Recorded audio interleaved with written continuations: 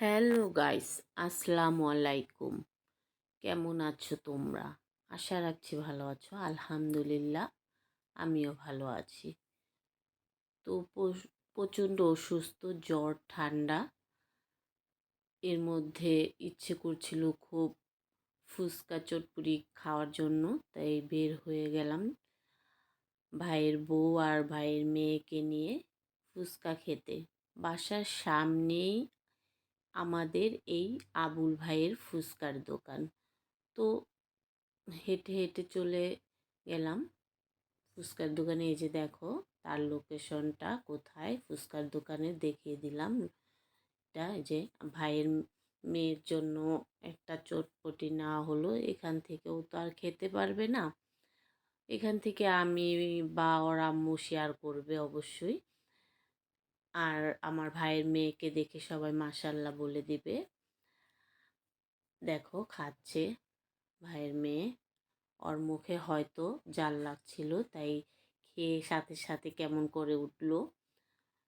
তো আমি আবার উনি আমাদের জন্য ফুচকা অর্ডার দিয়েছি, সেটা তৈরি করছিল। সেই ক্লিপটাও আমি তোমাদের জন্য ভিডিও করে রেখেছি। তা দেখে নাও কিভাবে উনি ফুচকা তৈরি করছে।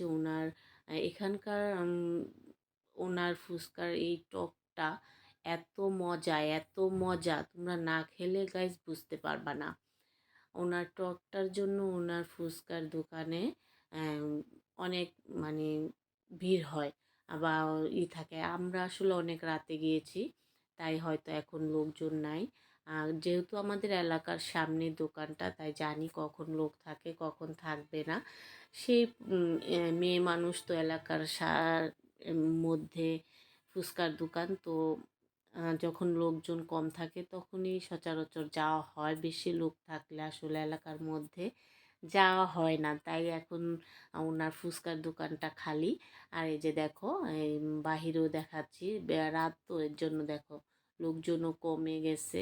এই আমাদের জন্য যে ফুচকা তৈরি হয়ে গেছে। তো আমি আর আমার ভাইয়ের বউ ফুচকা খেয়েছি, আমার ভাইয়ের মেয়ের জন্য একটা চটপটি নিয়েছি, সাথে আমরা শেয়ার করেছি। দেখো কি আমি আমি খাচ্ছি। তো ফুচকাটা মানে খেয়ে খুব ভালো লেগেছে। তো আমার ভাইয়ের মেয়ে আমাকে জিজ্ঞাসা করছে কেমন ফু, আমি বলতেছি হ্যাঁ মজা। তো ওকে নিয়ে আবার এই যে ফুচকা খাওয়া শেষ, বের হয়ে গেলাম, এখন বাসায় যাব। তো বাসায় যাওয়ার সময় পেয়ারা আমরা এগুলা নিয়ে নিয়েছি। তারপর এখন তো সিজন শেষ, কাঁঠাল দেখা যায় দেখাই যায় না। তো একটা দোকানের মধ্যে, ওটা আসলে ফলের দোকান না, তারপর কিসের যেন দোকান। এই যে দেখো, এই দোকানটার মধ্যে কিছু কাঁঠাল রেখে দিয়েছে, তো ভাবলাম কাঁঠাল নিয়ে যায়। আমার মার আবার কাঁঠাল অনেক পছন্দ।